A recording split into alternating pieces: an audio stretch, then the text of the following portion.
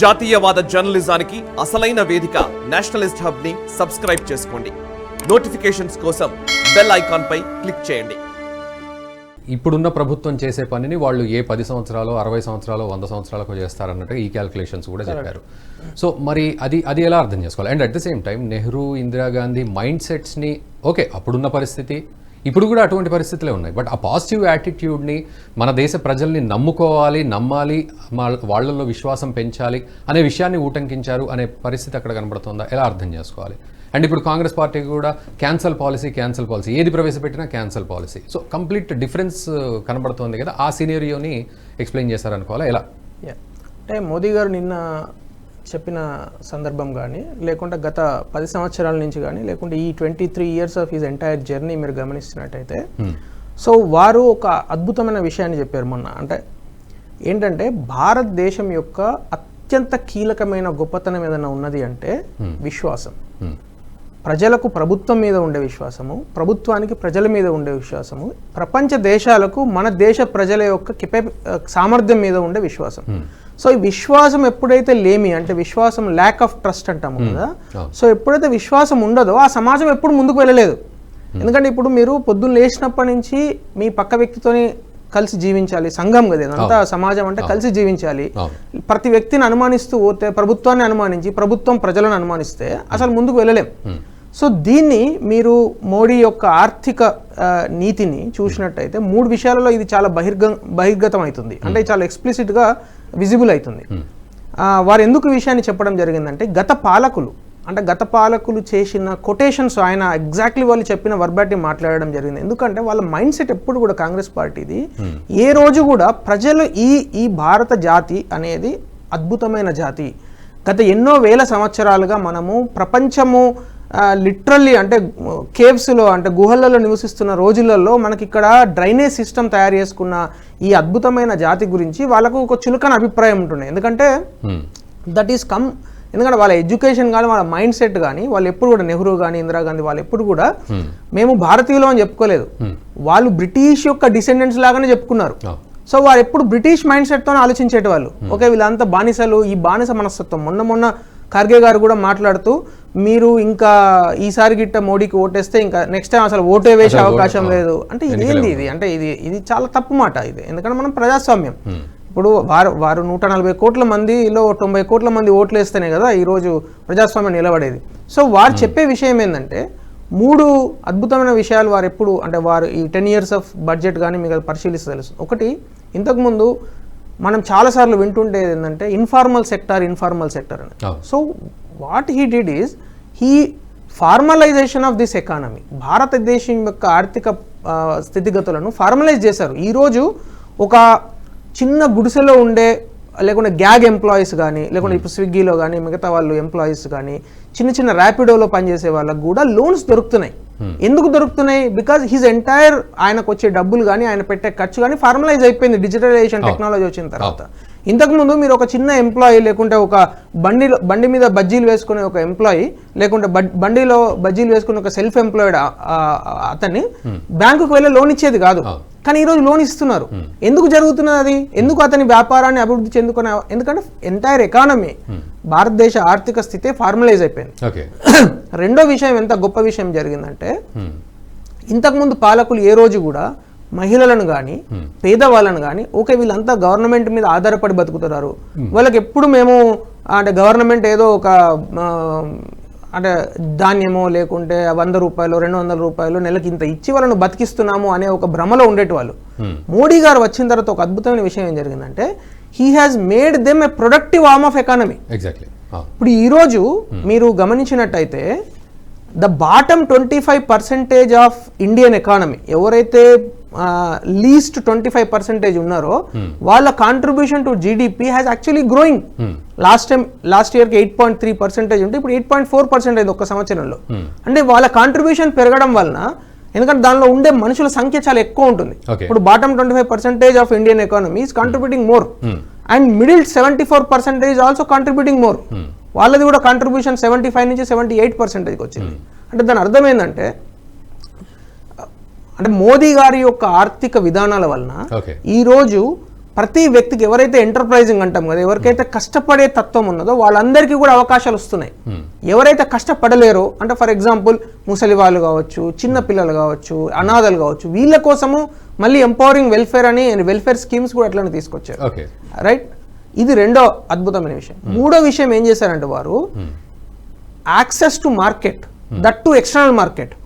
ఈరోజు ఒక చిన్న గిరిజన ప్రాంతంలో ఉండే ఒక ఆదివాసీ మహిళ కూడా తను చేసిన హ్యాండీక్రాఫ్ట్స్ను అమెజాన్లో అమ్మగలుగుతున్నది. విత్ ద టెక్నాలజీ వలన ఇది ఒక అద్భుతమైన విషయం జరిగింది. ఈరోజు ఎక్స్పోర్ట్స్ మీద మీరు ఫారిన్ ఎక్స్చేంజ్ ఎట్లా వస్తున్నది ఇండియాకు? ఓవర్వ్యూలో ఒకసారి చూద్దాం సార్. అంటే ఓవర్వ్యూలో అన్ని వర్గాలను ఎలా ఇన్కల్కేట్ చేశారు? ఎగ్జాక్ట్, అంటే నేను అదే చెప్పాను. ఈ మూడు విషయాలు ఎందుకు అద్భుతాలని నేను అంటున్నానంటే మిగతా అన్ని డెవలప్మెంట్ లో భాగంగా జరుగుతున్నా ఏవైతే గత పాలకులు పూర్తి స్థాయిలో విస్మరించారో దాన్ని వారు అంటే ఏదైతే బలహీనత అనుకున్నామో ఇన్ని సంవత్సరాల నుంచి దాన్నే ఇది బలహీనత కాదు, ఇది బలము, ఇది భారతదేశ జాతికి ఇది ఒక బలము అని నిరూపించాడు ఆయన. అందుగురించే ఒక 40 కోట్ల మంది గవర్నమెంట్ మీద ఆధారపడి బతుకుతున్నారు అనుకోండి, ఎంతకాలం మీరు అట్లా దాన్ని ఆ డిపెండెన్సీని క్రియేట్ చేస్తారు? ఈరోజు రైతులు అండి, ఇంతకుముందు రైతు అనగానే నేను కూడా అగ్రికల్చర్ సెక్టర్లో వ్యాపారం చేస్తుంటాను. నేను వెళ్ళినప్పుడు secretaries, joint secretaries they always use to say parasites. అసలు ఎంత దారుణమైన వర్డ్ అండి. ఓకే, అంటే వాళ్ళ యొక్క మానసిక స్థితి చెప్తున్నా నేను బిగినింగ్ లో. ఈ రోజు అదే రైతులు $50 బిలియన్ ఎక్స్పోర్ట్ చేశారండి. అంటే అదే 30 కోట్ల మంది రైతులు రాబోయే రోజులలో $500 బిలియన్ ఎక్స్పోర్ట్ చేయడానికి కావాల్సిన పూర్తి ఈకో సిస్టమ్ ను బిల్డ్ చేస్తున్నారు మోదీ గారు. సో ఇలా చూసుకుంటూ వెళ్తే నేను ఒక్కొక్క విషయాన్ని చెప్పడం చాలా ఇదైతుంది. సో మోదీ గారు నిన్న ప్రసంగంలో కావచ్చు, లేకుండా గత 10 years నుంచి ఆయన అప్రోచ్ ఏదైతే ఉంటుందో, అవుట్కమ్ బేస్డ్ అప్రోచ్ ఏదైతే వారు తీసుకున్నారో దాంతో పేదరిక నిర్మూలన జరిగింది. దాన్ని మనం చాలాసార్లు మాట్లాడుకున్నాం గత 1 week నుంచి. రెండోది ఏం జరిగింది, ఏదైతే డిపెండెంట్స్ గా ప్రభుత్వం ఏదైతే వీళ్ళు చేయలేరు, మహిళలు ఏం పని చేయలేరు, వాళ్ళు లేబర్ గా పనికిరారు, ఇప్పుడు women labour force participation ratio అమాంతం 45 నుంచి 70కి వెళ్ళిపోయింది. ఈరోజు women participation in labour force has increased tremendously. So just to conclude, Modi గారి యొక్క ఆర్థిక నీతి అయితేనేమి, వారి యొక్క రాజనీతి అయితేనేమి, రెండింటిని మీరు గమనించినట్టయితే వారు ఎప్పుడు కూడా ఆ రెండింటిని పూర్తిగా విరుద్ధంగా చూడరు. ఆయన ఆర్థిక నీతిలోంచే రాజకీయ నీతిని రాగలుగుతారు, రాజనీతిలోంచే ఆర్థిక నీతిని తీసుకురాగలుగుతారు. ఎందుకంటే ఆయన ఏది చేసినా అభియాన్ అంటారు. ఎందుకు అభియాన్ అంటారు? ఎందుకంటే ఇంతమంది ప్రజలను మీరు జాగృతం చేసి దానిలో జోడించకుంటే సక్సెస్ కాదు, అంతే కదా. ఇప్పుడు మీరు సాచురేషన్ లెవెల్ కు వెళ్ళాలి, ప్రతి అర్హురాలకి లేకుండా ప్రతి అర్హునికి, పేద అర్హునికి ఇల్లు కట్టేయాలనుకోండి. ఇప్పుడు ఇంకొక అద్భుతమైన విషయం నేను చెప్తాను ఈ పాయింట్ లో. లఖ్పతి దీది అని చెప్పారు. ఈ దేశంలో ₹1,00,000 సంవత్సరానికి సంపాదించగలిగే కెపాసిటీ ఉన్న మహిళలను 3 కోట్ల మందిని తయారు చేస్తా అని పెట్టుకున్నారు. ఆల్రెడీ 1 కోటి మందిని తయారు చేశారు. వాళ్ళు ఏ విధంగా తయారు చేస్తారు? దానిలో వివిధ దానిలో కుటీర పరిశ్రమలు కావచ్చు, అనిమల్ హస్బెండరీ కావచ్చు, తర్వాత ఇంకేదైనా వాళ్ళకు చేయగలిగేది స్వగృహ ఫుడ్స్ అట్లాంటివి కావచ్చు. సో ఇవన్నీ చేయడానికి వాళ్ళకు ఏదైతే మోదీ గారు ఆలోచిస్తున్నారో ఈ 3 కోట్ల మందిని తయారు చేయడమే కాదు, రాబోయే రోజులలో యువకులు, వారు అందు గురించి 4 విషయాలు చెప్తారు కదా, రైతులు, యువకులు, మహిళలు, పేదవారు. ఈ 4 యొక్క అంటే ఈ 4 ఆయన కమ్యూనిటీస్ అంటున్నారు. అంటే 4 కులాలే భారతదేశంలో ఉన్నది. ఈ 4 జాతులను మనము కరెక్ట్ గా జాగృతం చేసి అభివృద్ధిలో వాళ్ళను ఒక అభియాన్ రూపంలో, అంటే ఒక విప్లవాత్మకమైన అభివృద్ధిలోకి తీసుకురాగలిగితే it is not the just development, it is the pace of the development which is important. అందుగురించే వారు ఇది చెప్పారు, మేము 40,000 కిలోమీటర్ల రైల్వేస్ చేయడానికి మీకు 100 సంవత్సరాలు పడుతుండే అని చెప్పారు.